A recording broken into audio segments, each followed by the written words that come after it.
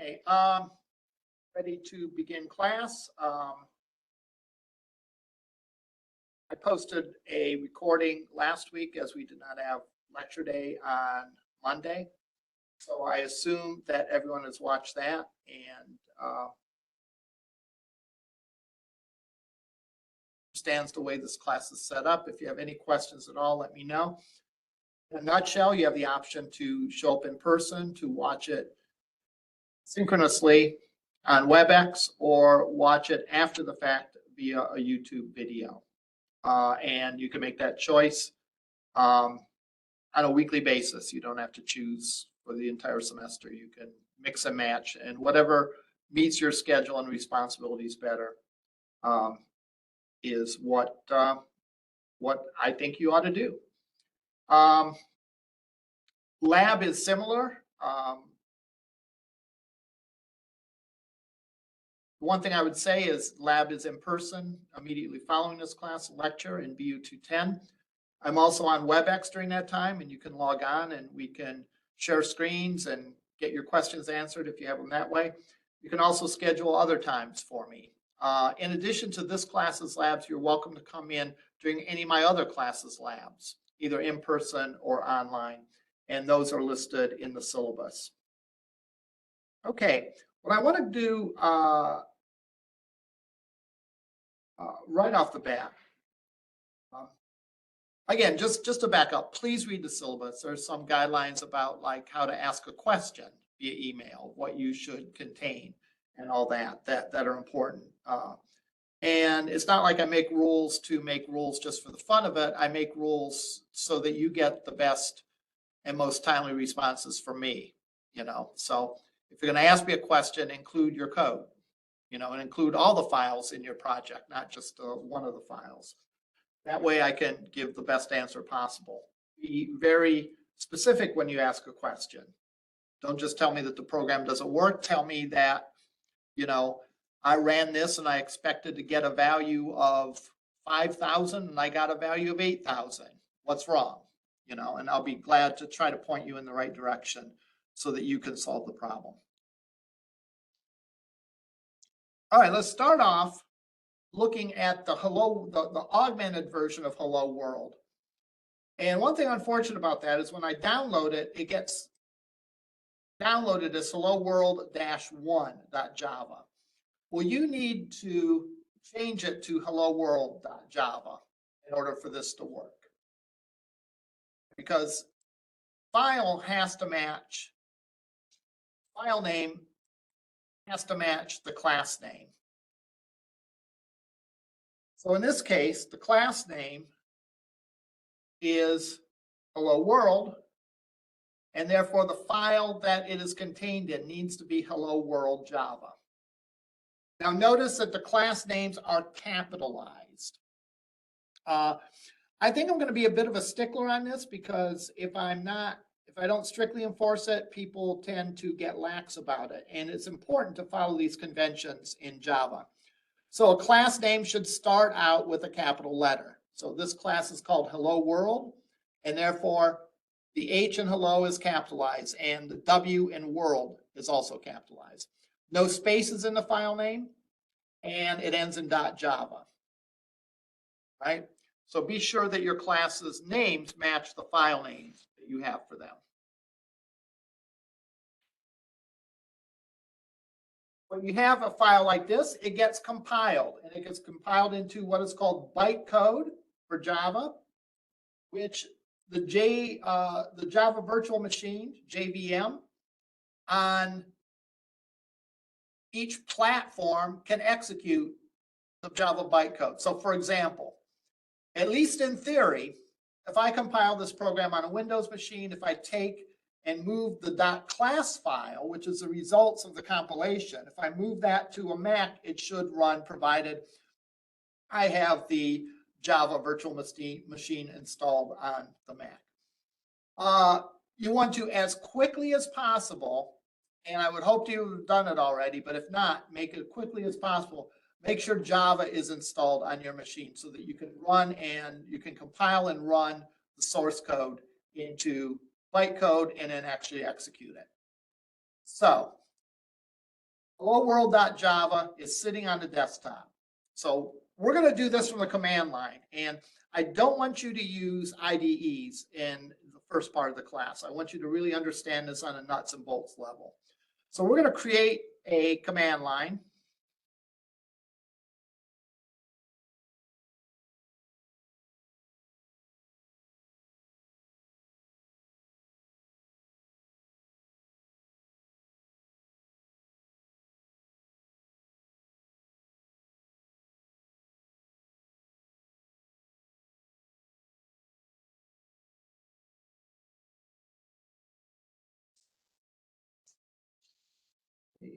What you could do is you could right-click the Windows logo, and then you should type in CMD. Run and then CMD. Thank you. CMD. Thanks. Perfect. Okay, and we're going to go to the proper directory. I'm assuming that you know a little bit about directories and directory structures. In this case, we're going into the users directory for this machine. I'm going to move down to the desktop. So I'm going to type in CD desktop. And if I do an ls of star.java, I see that there's my hello world program. Let me make this a little bit bigger so that you can all see. I'm going to compile this. And how do you do that? You type in Java C and you type in the name of the file, hello world.java. It's going to do its thing. And if it doesn't tell you anything, no news is good news. That means that it compiled error-free. And you'll now notice that you have actually two files that begin with hello world.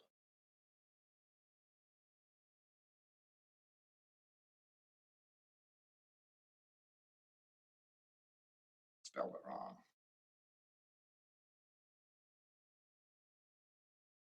We have hello world.java, which is our original source code. That's the Java language that we write. And then we have hello world.class, which is the compiled bytecode that the Java virtual machine would actually run. If we were to give this to another machine, as long as it had the Java virtual machine, we'd be able to run it. I run it by just typing in Java and the name of the class. Don't need to type in class. You can just type in hello world. And it displays hello. This is where my hello world is a little bit different than the hello world that you typically see, because I've made this a little more personalized, where I display one out of a list of names. So if I run this again, I get hello Joyce, hello Joe, and so on down the line. Let's look at the source code that creates this, and let's look at the key points of it. First of all, at the beginning, I took this from an online example, so I gave credit. Actually, I didn't. I think I pointed somewhere else to where I got this from. But anyhow, /* and */ indicate the beginning and end of a block of comments. So in this case, we are talking about the class and how to compile it, how to run it, and what it does, and so on. So this block is comments, which is ignored by the Java virtual machine. It's there for your benefit and for anyone that comes after you, as far as understanding what a particular piece of code does. All our code in Java is going to be in classes. And this is no different. How do we define a Java class? We say public, class, and then give the name of the class. As I mentioned before, the class should start with a capital letter, and every subsequent word in the class should be capitalized. So hello world, 2 words, the H and the W should be capitalized. Java is case sensitive. So in other words, this public needs to be lowercase public. class needs to be lowercase class. With very few exceptions, until we get later on in the semester, all of your Java files are going to contain one class and one class only. Do not put multiple classes until much later in the semester when we talk about it, but do not put multiple classes in a single .java file. Okay. Public simply means that anyone can access it and run it. Class means it is a class as opposed to other things that can be in a Java file that we'll talk about later on.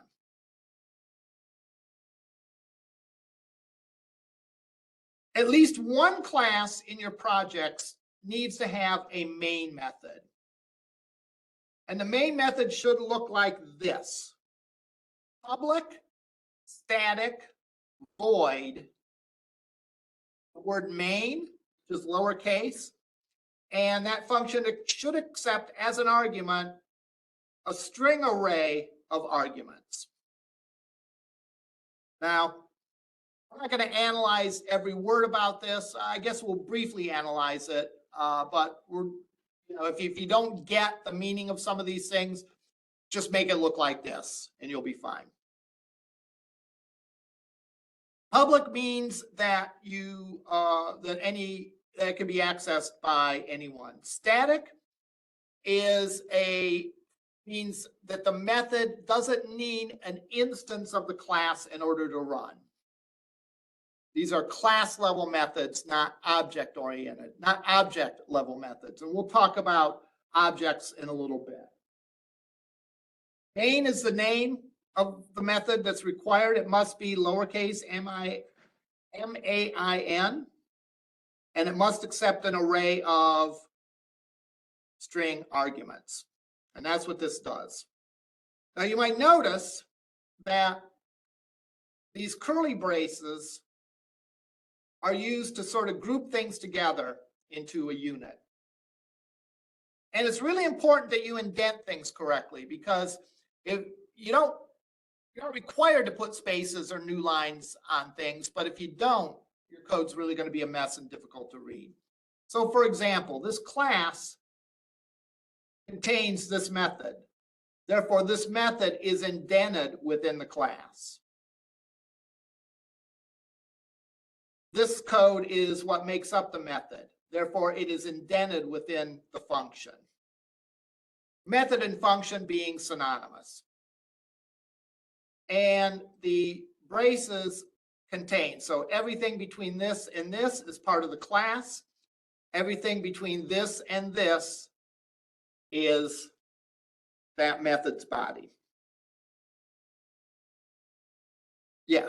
So yeah, I'm just making sure I'm just looking at the right thing of braces. That's all. Thanks. Yeah. A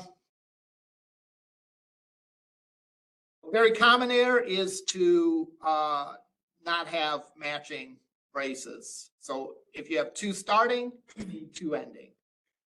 If you don't have that, the nice thing is about Visual Studio Code, which I am using as an editor, is it'll make that red, indicating that, hey, you're mismatched. You don't have an ending brace for the starting brace. And the color coding shows you that this and this belongs together. And that sometimes can be important to know when you're debugging code. If your code isn't running exactly the way you think it should, the braces can tell you how the code is connected together. So at least one class in your project needs to have a static method called main that accepts those arguments. I think I skipped over void. Void simply means that the function does not return anything.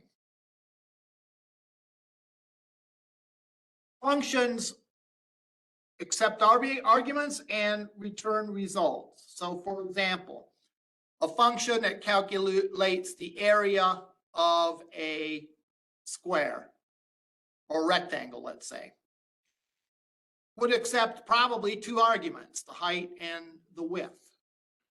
And then it would return something, and it would return the values of the height multiplied by the value of the width. So There are the parameters that you need to give the function in order to do the calculation or in order to execute the code. And then there's an end result, which is the return value. When you say void, you mean you're saying that there is no value returned. It runs without returning a value. Okay, let's look at this.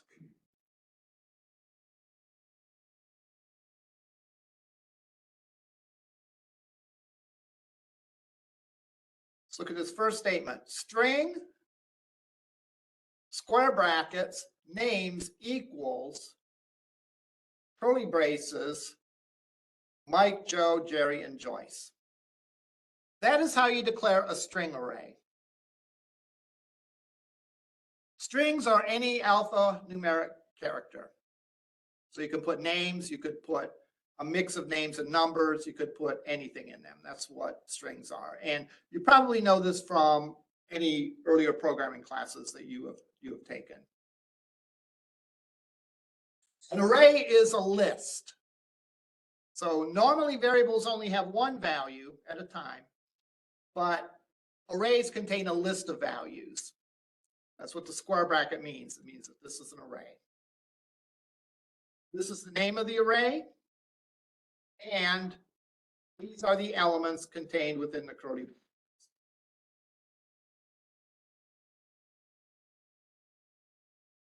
I have another calculation to say int random, so the variable random equals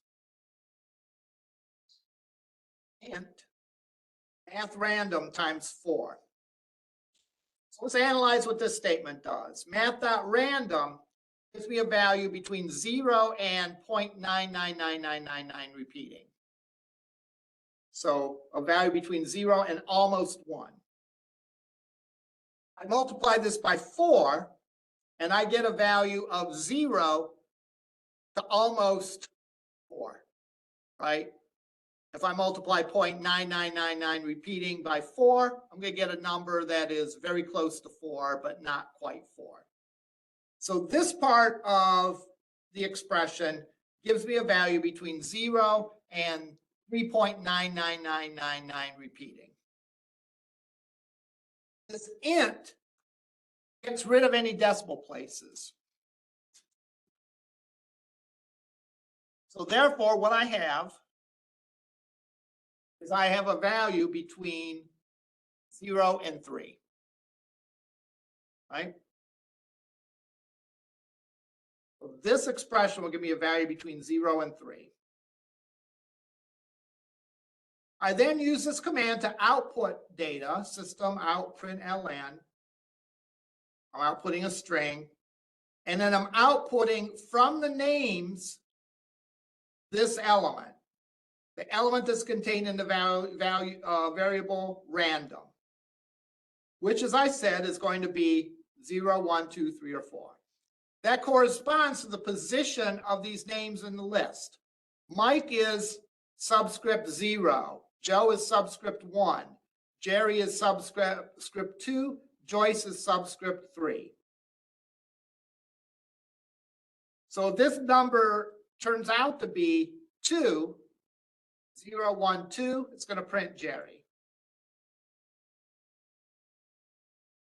When you have an array, you have to specify which element you want, and you do it with those square brackets.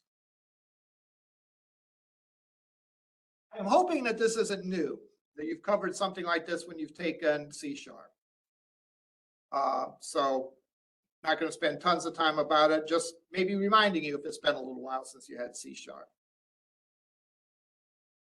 So this brings us to your first lab where you're going to write a Mad Lib.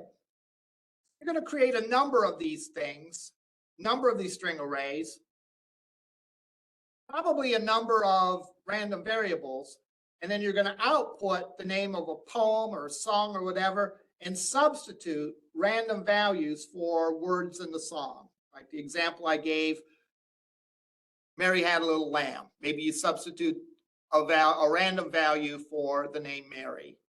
Maybe you substitute a random value for lamb or something like that.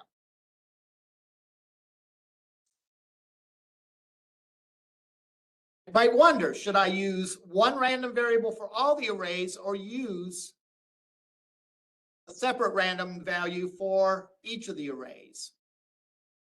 I would use a separate for each of them, because if you use one random value, then you only get one. The combinations that you get are fixed. In other words, if you pick one random variable, you'll get the first element. If you end up getting a 0, you get the first element in the animals array. You get the first element in the name array, and so on. So you'd never get the combination of the 0th element in the names array with the 5th element in the animals array.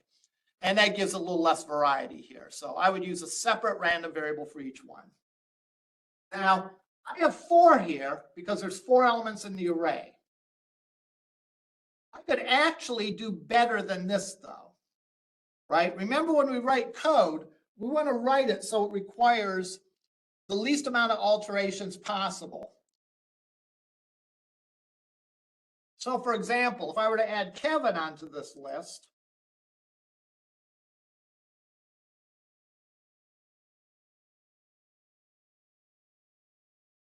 save it, and compile it.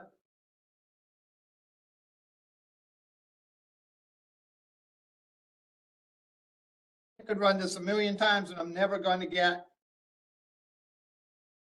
Kevin.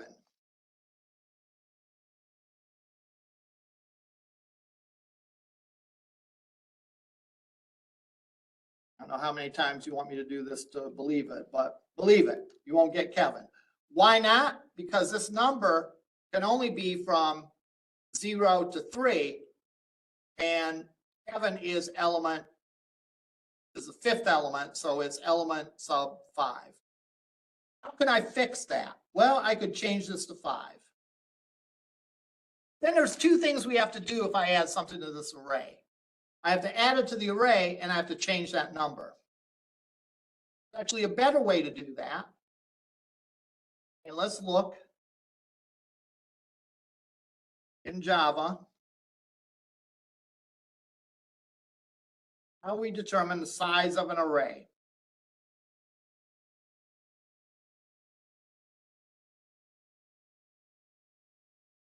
And if we look around, it shows you at some point that you use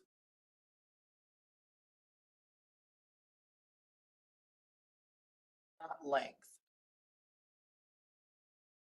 So if I change this to say names length,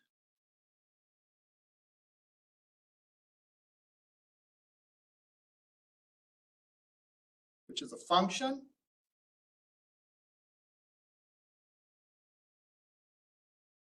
then I can compile it. I lied, it's not a function. Therefore, there is no.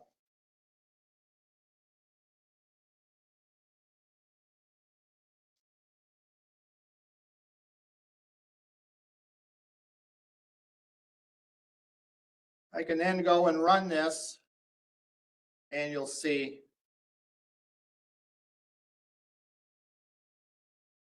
at some point I do get Kevin.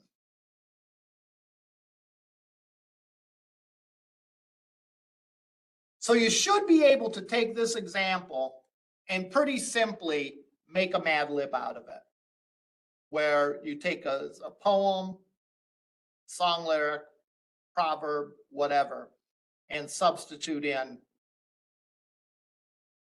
variable values for words that are in the pronoun or the proverb or the song lyric or whatever.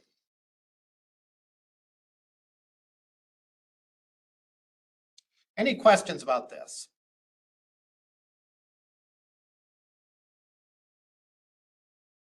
All right, let's go on to a little bit more extensive example. You're almost never going to have solutions to problems that only have one class. no matter what, you're probably going to have two classes, and those two classes perform different roles. And we'll see that in this example.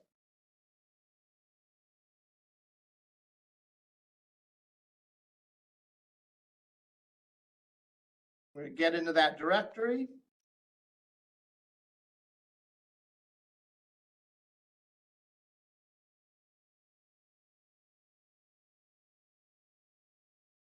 I have two classes here, and they're already compiled. So I, strictly speaking, don't have to compile them, but I will just to demonstrate that. I have a pizza Java and a unit test Java. Let's talk about this unit test class for a minute, because it can be a little confusing.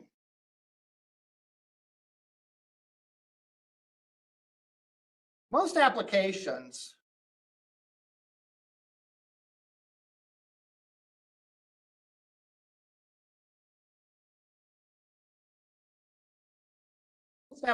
that you have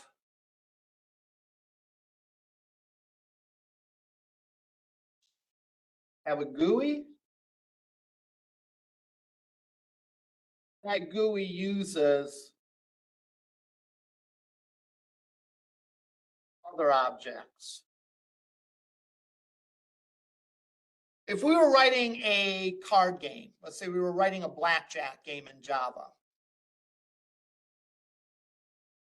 the GUI would be the graphical user interface. It would have the buttons to start a game. It would have the buttons to ask for another card. It would have the buttons to hold. It would have the buttons to bet. It would have all that stuff on there. Maybe a box to keep track on how much you've won or lost.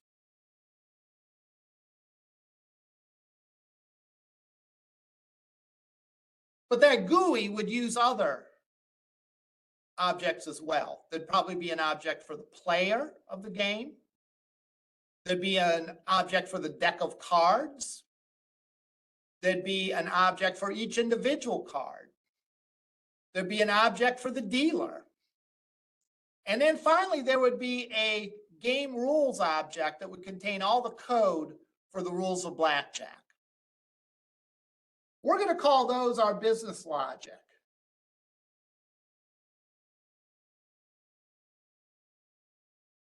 Or if you don't like the term business logic, we'll call it problem domain logic.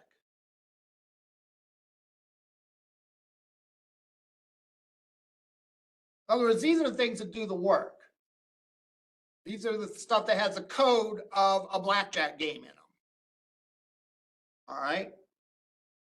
The GUI there, in a way, is sort of just a boss. It connects everything together, and it allows you to enter data, all these objects to do their job, and then get the result and display it on the screen. Now, in real life, we're going to have a GUI here. When we write real applications, we're going to have a GUI here, but we're not going to get the GUIs for a little while. So what we're going to have instead is we're going to have, instead of a GUI, we're going to have a unit test class. And the unit test class is going to serve the role of the GUI. In other words, this is going to be the boss that brings everything together. And it's going to supply values to our objects, and it's going to display the results from our other objects. All right. Why is it a unit test? Well, it's called a unit test because we're going to test the code that we've written. That code very well might be part of a bigger system. And when all the little subsystems are brought together and you test the whole thing, that's called a system test. But this is a unit test because we're just testing the stuff that we've written. Now, how do we get the values when we write our unit test class? We hard code them in. Now, you may have had classes before where they tell you hard coding isn't good. You're right. Hard coding isn't good in classes like this, in your business logic classes or your problem domain logic classes. In your unit test classes, it's okay to hard code because that's only a standing class to later on, and we write the actual full-fledged GUI for this. So we're always going to have at least two classes in anything we write from here on in. We have our unit test class, and we're going to have our business logic class. Now, what I've written is a little set of classes for a pizza place. And I have my unit test class. That unit test class is the one that has the main method in it. Remember I said there has to be at least one class that has a main method? That's going to be our unit test class. It's going to bring everything together and test it. It's going to be the class that we run to get the results. Now our business or problem domain logic are the rest of the classes. So in this case, it's our pizza class.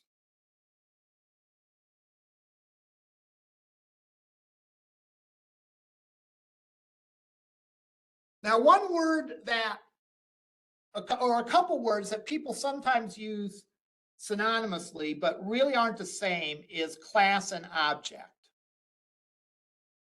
Differentiate between those two. Class is a template of all the things in a particular entity. So for example, the pizza class is all the information that we know about a pizza. It's a template for creating new pizzas.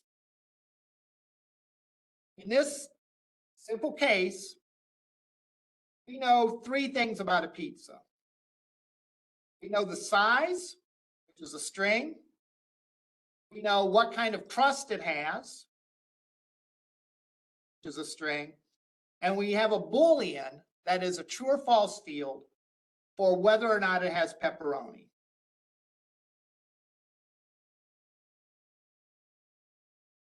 These are set to private.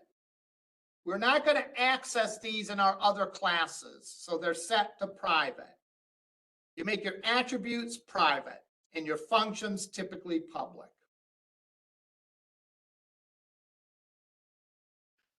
Now, we have to have a way of getting these values. So we have set methods. A set method is where we give a set size function a value, and that gets put in the size attribute for the pizza. Have the same thing for crust, have the same thing for has pepperoni. We also have get methods that return those values. Now notice in the case of size, size is a string. Therefore the set size accepts a string argument and the get size returns a string. Has pepperoni is a Boolean. So the set function takes a Boolean and the get function returns a Boolean. Public, this is a public function. It means it returns a string, and here's the name of it. Notice with function names, we do not capitalize the first letter of them. So we say get crust, but the G is lowercase and the C is uppercase. Likewise, our attributes. We don't want to capitalize them. The string attributes start with a lowercase c and s. This one has multiple words, so we write them together, but every word after the first word is capitalized. The first word is lowercase. Now, we have a constructor. This is a special function. It's going to just have the name of the class here. And we have values. We have that it has a string value, type of crust, whether or not it has pepperoni.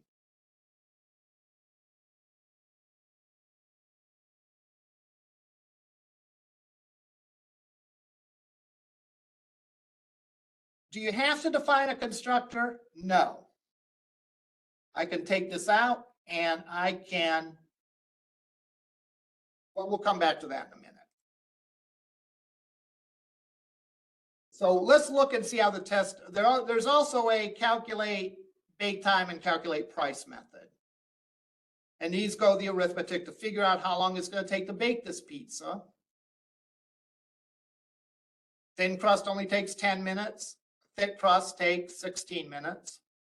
The price depends on the size of the pizza, whether it has pepperoni yet, or whether it's thick crust or not.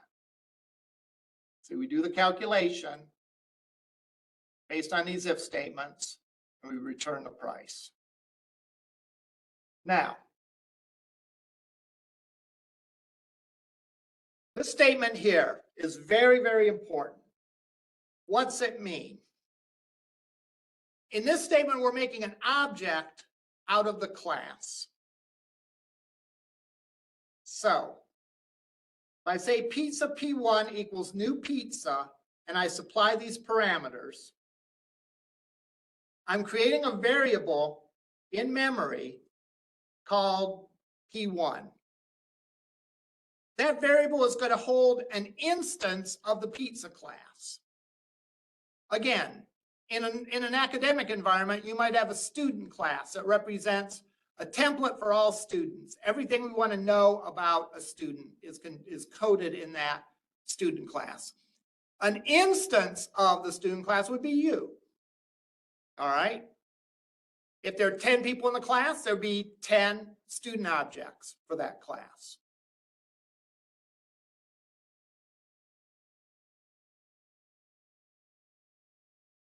So this creates a variable called P1, and it puts a pointer in that variable, and we'll talk more about pointers later on, to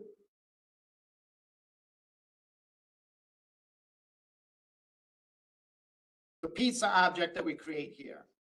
So what does new pizza mean? New pizza means we're creating a brand new object. We're not simply using an old object that we had already created. We call this, which is the constructor, and we're giving it these values, L, thin, and true. So the L gets put in arg size. The thin gets put in arg crust, and true gets into arg has pepperoni, and then we assign those to the attributes. So the size of the pizza is set to the arg size, the size of the crust is, or the type of crust is set to arg crust, and whether or not it has pepperoni is set to the argument. So this calls the constructor, gives it these values, and those values are then placed in the variables. So I can then say, what's the first pizza size? And I can say P1 get size. P1 get size means for this specific pizza, what's the size? It's going to return L. What's the specific crust? It's going to return a thin. Is it pepperoni? Yes, it is. Calculate the bake time. Well, it's thin crust, so the bake time is going to be 10 minutes. Large, thin, and true. What is the price? We call this function $12 plus 2. It's going to be $14. So let's compile this and run this and see what we get. I sometimes take a shortcut and say Java C star.java. That will compile everything in the folder that is a Java source file. And then I can run Java unit test, and it's going to do its thing. First pizza is large, pizza crust is thin, it has pepperoni, 10 minutes for bake time, and 14 minutes for the cost. Now, I said before that you don't need a constructor. Let's comment out, you won't always have a constructor. Let me comment out this code.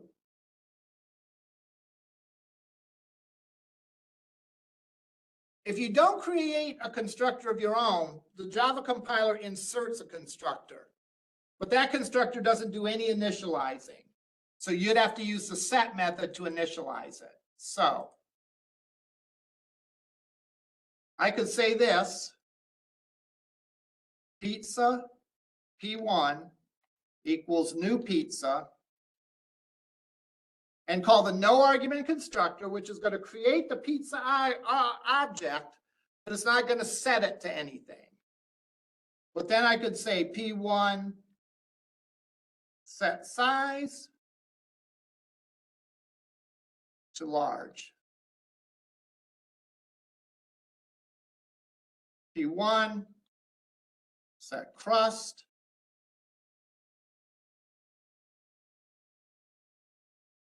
to thin. Notice there's a semicolon at the end of every line. P1 set as pepperoni. True.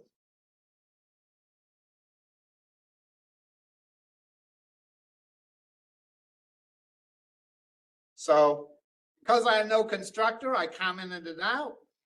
Compiler is going to generate a no argument constructor for me, and then I have to use the set methods to populate those fields.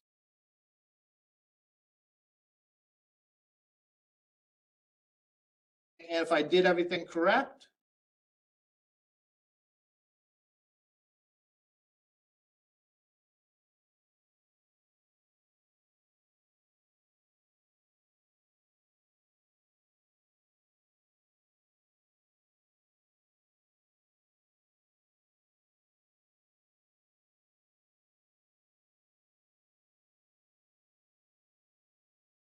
I got to save the other file.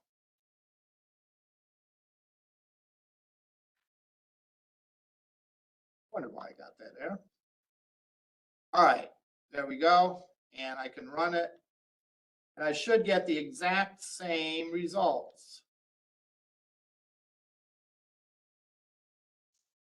Because I set the variables to the same thing, I just use the set methods instead of the constructor.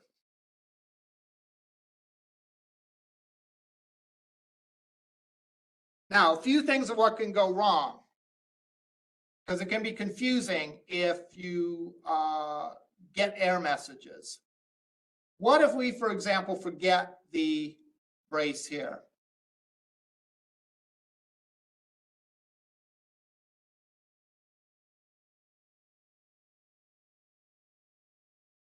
I'm going to tell you this, and that doesn't look very descriptive. It says it reached the end of the file while parsing.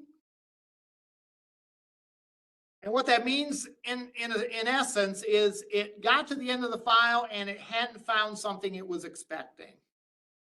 Well, in this case, I got rid of one of the curly braces, so it hit the end of the file and it did not have a match for this curly brace. Therefore, there's an error. Solution, of course, would be to put the curly brace back in. It's case sensitive. Therefore, if I say set size like this,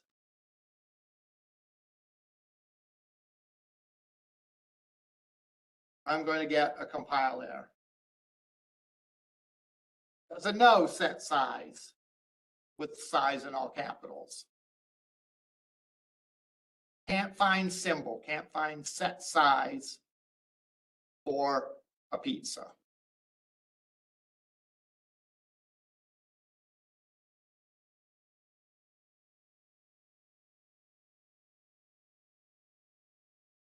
So your assignment for this week was to do the Mad Lib. And again, this being a blended class, you know, there's online materials for you to review as well. The assignment for next week is to do a calculation of tuition here at LC. So let's go and see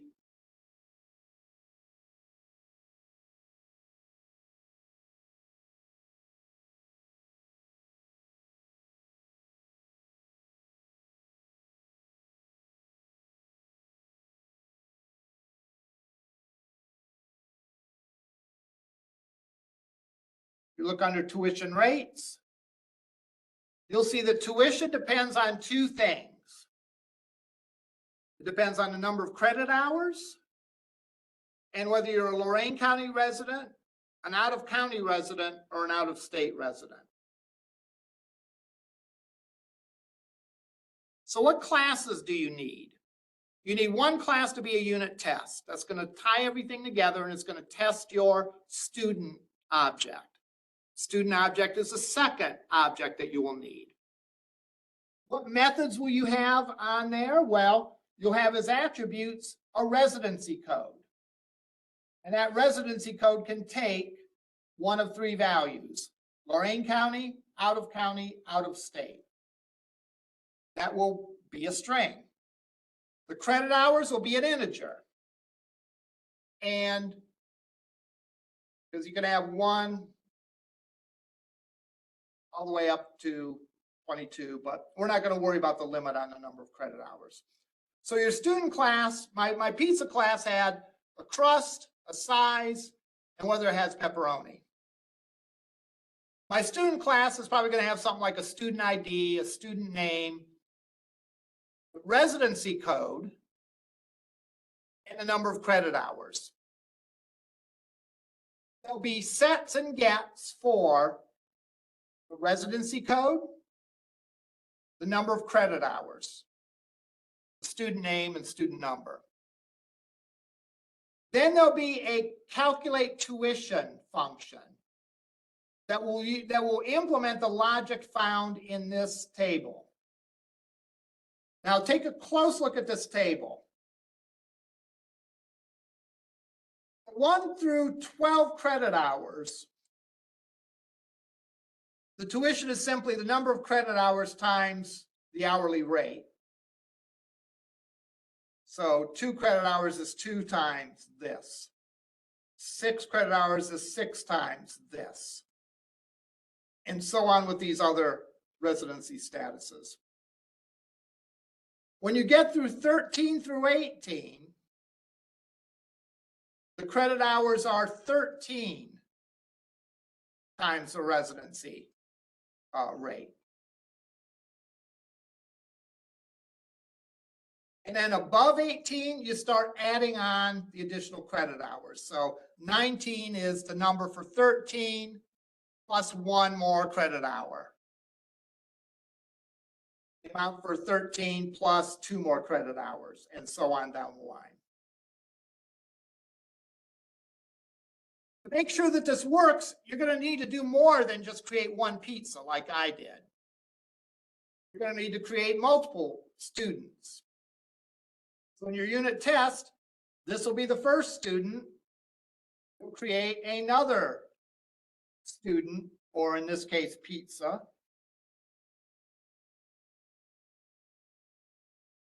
Give them the name of P2.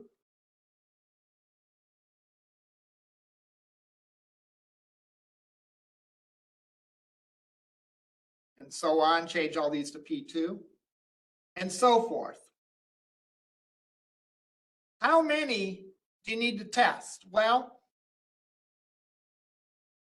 we could talk about that more next time. Well, you would think I would want to test at least 9, right? I'd want to test for each residency code something in the 1 to 12 credit hour range. For each residency code, something in the 13 through 18 credit range. And for each residency code, something in the above 18 credit hour range. So that's 9. Although actually 12 would be a better answer because I want to test right on this border. Make sure that 12 gets this value and 13 gets this. To make sure I didn't do a greater than when I should have had a greater than or equal to.